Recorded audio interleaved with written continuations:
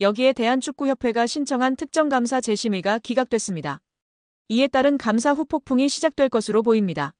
문화체육관광부는 2025년 1월 2일 대한축구협회가 신청한 특정감사 재심의에 대해 기각을 결정해 통지했다라고 밝혔습니다. 앞서 문체부는 27건의 위반 및 부당사항들에 대해 축구협회에 징계, 시정, 주의제도 개선 등을 요구했으며 합리적인 개선 방안을 마련하도록 통보했습니다.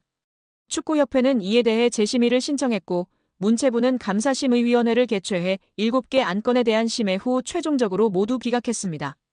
재심의가 받아들여지지 않으며 축구협회는 한 개월 내 징계에 대한 징계 의결 뒤 결과를 통보해야 하며 제도 개선이나 시정 조치에 대해서는 2개월 내에 문체부에 알려야 하는 상황입니다.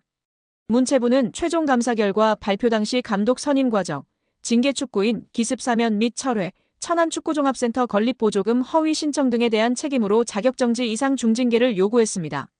더불어 문체부는 김정배 부회장, 이임생 기술총괄이사 등에게는 홍명보 현 국가대표팀 감독 선임 과정에 책임을 물어 자격정지 이상의 중징계를 요구했습니다.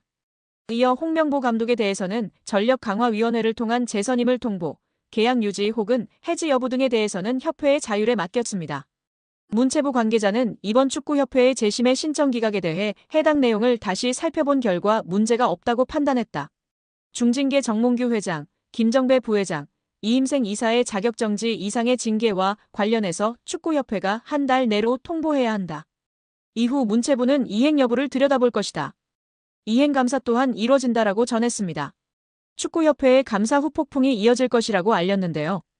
문체부 관계자는 축구협회의 대한민국 천안축구종합센터 건립 관련 차입금, 실행과 보조금 집행과 관련해 국고보조금 부정수급이 있었다. 보조금 환수 절차를 밟을 예정이다. 보조금 56억 원 전체가 환수 대상인지 여부 또한 따져 물을 예정이라고 말했습니다. 이어 보조금 환수 절차와 함께 이에 따른 제재 과징금이 내려질 것이다. 과징금은 환수금의 5배이다라며 국가사업에도 배제될 가능성이 있다.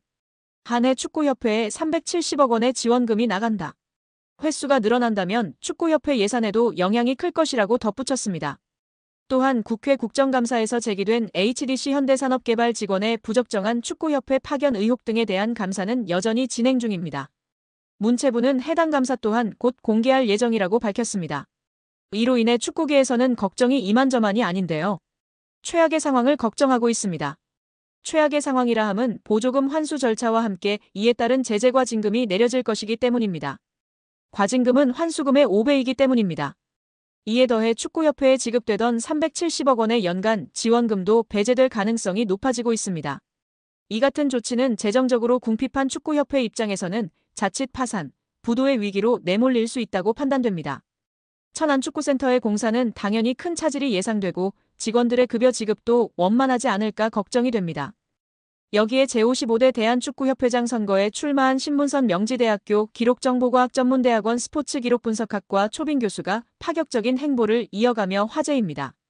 신문선 교수 측은 5일 보도자료를 통해 현재 한국 남자축구 국가대표팀 감독 연봉이 20억 원, 상근 부회장 연봉은 3억 원이 넘는다. 비상근 부회장 연봉 역시 억대를 훌쩍 넘는다며 비상근 전력강화위원장이 자문료 성격으로 한 달에 1,500만 원의 급여를 받아가는 것에 대해 현장 축구인들이 분노하고 있다라고 밝혔습니다. 이어 정몽규 회장이 상상도 못할 금액의 자문료를 지급한 사실이 문체부의 감사를 통해 밝혀졌다. 확인된 금액만 수십억 원이다. 이 돈은 정몽규 회장의 개인 돈도 아니고 축구협회의 예산을 집행한 것이다라고 주장했습니다. 그러면서 비상임 이사들에게 지급한 돈을 꼼꼼히 따져보면 정몽규 회장 자신에 대한 충성도에 따라 차등 지급한 듯 싶다. 자신이 축구협회 이사였던 1990년대에는 회의비도 없었고 협회가 교통비 지급도 하지 않았다라며 당시 축구협회 이사로서 기술위원회, 상벌위원회, 여성분과위원회, 사업분과위원회 등 많은 분과위원회에 속해 회의도 많았지만 자문료의 명분으로 축구협회로부터 돈을 받아본 일이 단 한 차례도 없었다라고 꼬집었습니다. 신문선 교수는 자신이 협회장으로 당선된다면 비상임 이사들에 대한 비용 지급은 폐지할 것이라고 강조했습니다. 입장문을 통해 이와 같은 사실을 국민께 약속한 셈인데요. 그는 이 급여를 주는 예산이 국민들이 낸 세금일 수도 있다. 축구협회의 예산은 정부 보조금 성격의 것과 전 축구인의 땀과 노력으로 생성된 축구협회 브랜드를 앞세운 영업의 결과로 조성된 재산이다. 그럼에도 마치 회장 개인의 돈처럼 펑펑 써댄 내역을 전 국민에게 공개할 생각이다. 이 내역을 살피면 정몽규 회장에 대한 충성도 순위 또한 밝혀질 것이다라고 이야기했습니다. 또 예산 집행 및 철저한 관리를 강조하며 투명한 집행부를 꾸리겠다고 주장했다. 신문선 교수는 예산을 철저하게 필터링하고 타당한 금액으로 적절하게 사용할 것이다. 비축된 예산은 대한민국 축구의 미래 사업에 값지게 사용할 것을 약속드린다라고 했습니다. 그는 축구협회에 대한 국민의 일반적 시각은 부정, 부패한 집단으로 보고 있다는 사실은 축구협회의 브랜드를 불량품으로 각인되게 한 정몽규 회장의 책임이다. 이는 스폰서십, 광고주 영입 등 영업수익 창출에서 큰 손실로 이어지고 정부와의 긴장관계는 정부 지원금 문제에도 심각한 악영향을 줄 것이다라고 짚었습니다. 끝으로 지난 아시안컵을 치르는 과정에서 성적 부진과 각종 외유 등의 문제로 지휘봉을 내려놓은 위르겐 클린스만 감독의 이름을 언급했는데요. 신문선 후보는 회장이 되면 클린스만에게 지급한 위약금 금액을 공개하겠다. 정부 감사를 통해 클린스만 전 감독의 계약은 정몽규 회장이 독단적으로 행사한 직권 남용이 밝혀졌기 때문에 구상권 청구도 검토하고 있다라고 목소리를 높였습니다. 정몽규 취임 후 보조금은 11년간 3배 늘었습니다. 정부 보조금은 연간 최소 110억 원 수준이며 스포츠 토토 등 복표 수익 연간 200억 원이 지원되고 있습니다.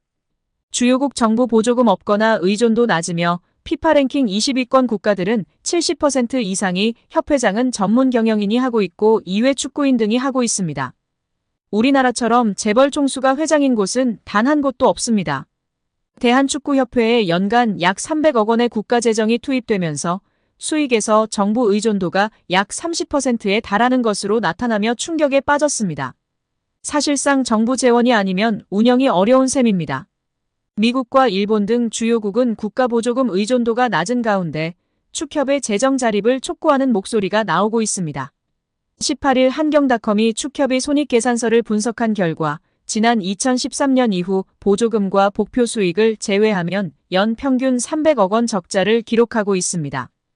배현진 의원은 24일 오전 국회 문화체육관광위원회 현안 질의에 증인으로 참석한 정 회장과 홍명보 국가대표팀 감독 등을 향해 대한민국 축구종합센터 건립과 관련해 국제현상공모 절차에서 지속적으로 등장하는 HDC 사명에 대한 해명을 요구했습니다. 배 의원은 축구협회가 2015년부터 지금까지 국비와 시비 그리고 자체 재원까지 동원해서 약 1,550억 원을 투입하는 초대형 프로젝트를 추진하고 있다며 2020년 3월에 축구협회가 천안의 부지를 이제 지정하고 난 후에 축구센터 마스터플랜 건축사 건축회사를 선정하기 위해서 국제 공모를 시행을 했고 6월에 네덜란드의 UN 스튜디오라는 업체가 최종 선정되는 과정이 있었다고 운을 뗐습니다.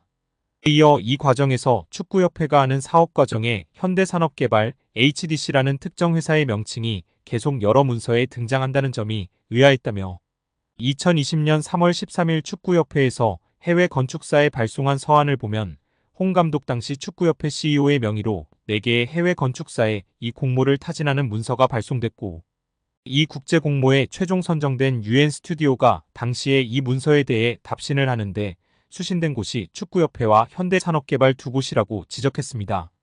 그러면서 현대산업개발이 전체적인 이 공모의 공식적인 과정에서 실무적인 수신을 받은 것이라며 2020년 11월 24일 UN 스튜디오가 다시 과업 범위 및 수수료 제한이라는 계약 조정 문건, 비용에 관한 문건을 축구협회에 발송하는데 이 문서 또한 현대산업개발도 동일하게 수신한다고 꼬집었습니다.